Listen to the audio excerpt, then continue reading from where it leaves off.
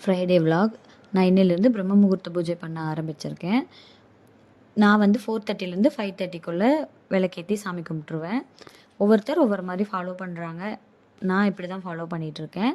நான் வந்து எந்த மாதிரி ஒரு சிச்சுவேஷனில் இந்த பூஜை பண்ண ஆரம்பித்தேன்னா, நான் வந்து ஒரு விஷயத்த கையில் எடுத்து ஒரு 2 இயர்ஸாக அதில் எந்த மூவுமே ஆகாமல் என்ன பண்ணுறதுனே தெரியாமல் இருந்தது. அந்த டைமில் தேசமங்கையர்க்கரசி மேமோட வீடியோ பார்த்துட்டு தான் நான் இதை ஸ்டார்ட் பண்ணேன். நான் ஸ்டார்ட் பண்ணி 1 வீக்லேயே எனக்கு நான் எடுத்த விஷயம் நல்லபடியாக சக்ஸஸ்ஃபுல்லாக என்னால் ஸ்டார்ட் பண்ண முடிஞ்சுது. இப்போ அந்த விஷயம் நல்லா மூவ் ஆகிட்டும் இருக்குது.